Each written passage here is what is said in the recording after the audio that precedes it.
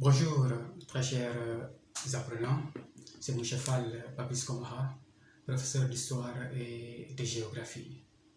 La semaine dernière, nous avions abordé la méthodologie du commentaire des documents en histoire et on s'est arrêté à l'introduction. En guise de rappel, l'introduction peut être divisée en 4 sous-parties. Il y a ce qu'on appelle la présentation du document et de l'auteur. Là, il consiste à évoquer rapidement la nature et l'origine du texte, l'auteur, sa biographie, et la troisième rubrique qui est facultative, c'est le style et la langue.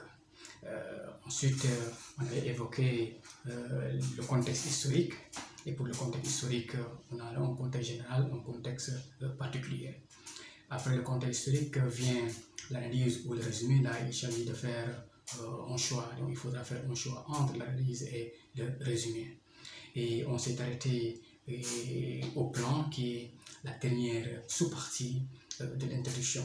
Et pour ce qui concerne donc le plan, nous avions dit qu'il faudra éviter un plan à plus de 3 parties. Mais pour un commentaire, le texte il est conseillé de proposer un plan à 2 parties parce que le timing réservé est trop restreint. Résultant, parfois c'est un peu difficile de faire un commentaire, proprement dit à 3 parties.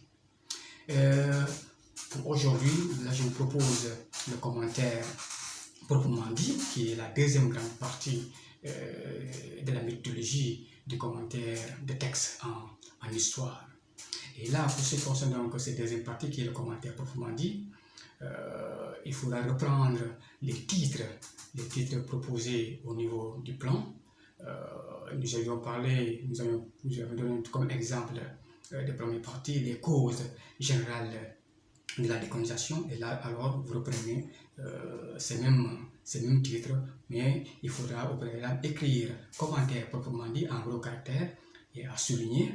Ensuite, vous écrivez à la ligne, vous écrivez première partie, 2 points, vous ouvrez les guillemets si vous voulez, et vous écrivez les causes générales de la décolonisation, et fermez les guillemets, en parenthèse, de la ligne numéro 1 par exemple à la ligne numéro 7. Alors, comment commenter? Il faut partir du texte et revenir au texte. Donc, ce jeu de va-et-vient doit être visible. On part du texte et on revient au texte, donc de façon constante. Comment on part du texte? On part du texte en le citant. Donc, il faut citer le texte et ensuite expliquer. Est-ce que vous avez vu? Et il y a plusieurs façons de citer le texte. Donc, vous pouvez citer le texte en se référant aux lignes, aux différentes lignes. Par exemple, de la ligne 1, de la ligne numéro 1 à la ligne 2 ou bien ligne 3. Et vous expliquez. Ou bien, il y a une autre façon de citer le texte. Vous relevez les expressions du texte, voilà, et vous citez. Donc, il y a plusieurs façons de citer le texte. Mais après citation, il faudra expliquer. Donc, on cite et ensuite on explique. Donc, ce jeu de va-et-vient doit être carrément visible. Après la première partie, après avoir commenté la première partie, il est important de faire une petite conclusion partielle et une phase de transition. Ouais. C'est un plus, un bonus. C'est un plus à votre travail. Alors, par exemple, pour ce qui concerne donc les causes générales, je peux dire une conclusion partielle. L'examen de cette première partie, l'étude de cette première partie, nous permet donc de voir exactement les différentes causes des mouvements de décolonisation, les causes internes et les causes externes. Toutefois, il y a aussi donc des formes, différentes formes de décolonisation. Ceci fera l'objet de l'étude de la deuxième partie. Et vous avez vu, donc vous avez conclu et vous avez avancé l'étude de la deuxième partie.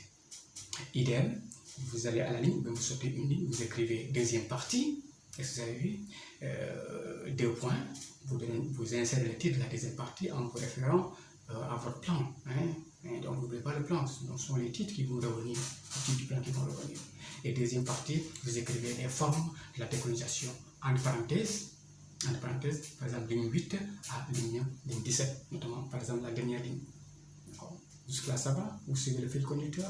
Idem, vous faites la même chose comme vous l'avez fait dans la première partie. Vous citez et vous expliquez. Donc, citation, explication, citation, explication. D'accord? Et nota bene, il ne faut pas oublier que le commentaire n'est pas une dissertation. Ouais. Et c'est la raison pour laquelle ce jeu de va-et-vient-là doit être visible. Partir du texte et revenir au texte. Il y a des élèves, des candidats ou des apprenants, si vous voulez, quand ils parlent du texte, ils ne reviennent plus au texte. Ouais. Donc revenez constamment au texte. Citez le texte, expliquez et revenez encore au texte. Jusque-là, ça va? Voilà. Et on va terminer par la dernière rubrique, la conclusion. La conclusion, chers apprenants, peut être divisée en deux rubriques. Deux rubriques. La conclusion peut être divisée en deux rubriques. La première, c'est la portée historique du texte et son importance. La deuxième rubrique, c'est les limites, les limites du texte, les insuffisances. La portée historique, chers apprenants, c'est l'effet que produit un texte, c'est l'impact que produit un texte. Je m'explique, je donne un exemple. Par exemple, disons en classe, voilà, au premier devoir, les élèves se retrouvent, la plupart des élèves se retrouvent avec de mauvaises notes, 5, 6, 7. Alors le professeur, qu'est-ce qu'il fait après avoir corrigé le devoir, il galvanise ses élèves, il les encourage à faire encore plus, à faire encore mieux. Et il termine ces encouragements en leur disant, écoutez, au second devoir, si vous faites un excellent travail, je vous promets donc une sortie pédagogique aux îles Hawaï, ou bien je vous promets une sortie pédagogique à l'île de Cachuan, en Basse-Casamance, une île paradisiaque que j'aime bien. Alors, conséquence, qu'est-ce qu'on voit? Au second devoir, les élèves, la plus faible note de la classe, c'est 10. Que cela signifie? Ça signifie donc le discours que le professeur a porté donc, en classe, donc, à l'endroit de ses élèves, a impacté, a impacté sur les résultats. Donc du coup, tout le monde a eu la main et la plus faible note, c'est 10. Donc vous avez vu la portée que peut faire, donc, par exemple, un discours. Voilà. L'important, c'est l'intérêt du texte.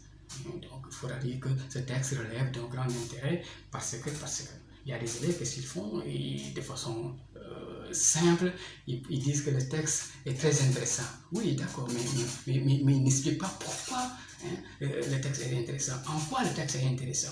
Donc il faudra le dire. Qu'est-ce que ça vous apporte comme plus? Il faudra donc le dire. Ce texte relève d'un grand intérêt parce qu'il aide à comprendre les